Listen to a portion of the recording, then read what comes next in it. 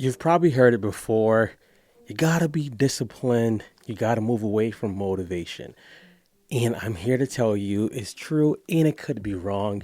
So let's get into it. Welcome to the Unstuck Podcast. I'm your host, Drew Cost, and we're going to talk about motivation versus discipline, but how do you actually feed the motivation? A famous quote said, to stay clean, you have to bathe yourself every day. So it's something that you have to do every day. With fitness or even with faith, I say to people now, feed the motivation. And that may change based on the season of your life, what you have access to, and what the current goal may be.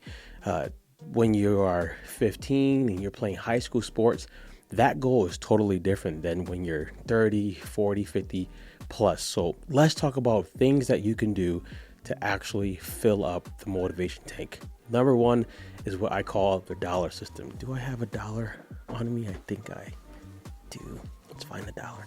The dollar system, right? So I have a dollar. Yep, I have a dollar in my pocket. The dollar system. So I had someone do this a long time ago, and I still encourage this a lot.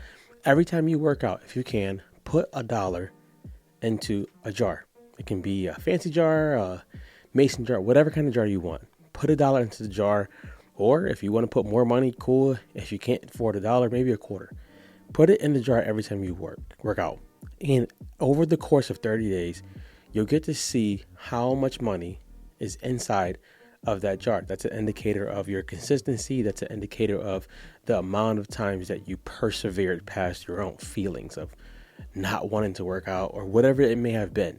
Now, the goal of this now is at the end of that month, go ahead and spend that money on something fitness related. It could be a fitness t-shirt, a fitness hat. The goal of this is to help you see your progress outside of the scale, outside of physical changes right now. You're using that to say, hey, if I got $30, I did 30 workouts. And let's just stop there for a second. Workouts could be meditating, stretching, walking. When it doesn't have to be necessarily in the gym, right? Shameless plug. This is by Conquer Fitness United, online fitness that helps you actually get past those mental fitness barriers that we all come in contact with. So it doesn't have to be just the weight room. It can be all those sorts and more that I named. So that's the dollar trick or the dollar principle, whatever you want to call that part. Number two, I'm going to say is you need to have a goal that's fun, right? Of course, you may have a weight loss goal, but what's the fun goal of it? You want to, in 60 days, be able to do a kickflip on a skateboard. In 60 days, you want to be able to run down the street. Whatever fun is for you, have a fun goal. Now, for me, one of my fun goals was actually, it was a fun goal. I didn't get to it yet, but it was a fun goal to be able to go down this ramp at the skate park with my daughter. Now, I'm not 20 anymore, so I was thinking if I break a bone with this is not going to be a pretty day. That's one of my goals. It's a fun goal because as soon as I finish it and I accomplish it, I'm definitely shooting a video of it. I have a video and I posted it on my Instagram. If you're not following my Instagram, Coach Drew Cost, go there. And I put it of me actually missing it. Like I did not get it. So I put that up and now I'm pumped to go get that. So the first one, maybe the dollar principle. The second one, make a fun goal. The third one, ask yourself, how can I break this big goal I have into small chunks, right? Eating the elephant one bite at a time. The journey of 1,000 steps starts with one step. How can I make this big goal into really, really small goals and reward myself along the way? Now, for most people, they usually suffer with, I can't reward myself because then I'm going to get lazy and stuff like that. But that's not true. If you have a big goal to lose 20 pounds, how can I break this goal into maybe 2-pound increments? And every time I have a 2-pound increment that I get, I reward myself. I always think what gets rewarded gets repeated. That's just me. And I also believe you build momentum, which is a big part of motivation. If I just go at the 20-pound goal and I don't have any wins along the journey, I'm probably going to stop. I'm probably going to fail. I'm probably going to start thinking that I don't actually deserve this goal. When you do.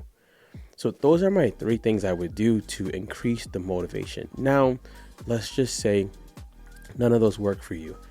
I will always say, if you can, hire a coach of any sort.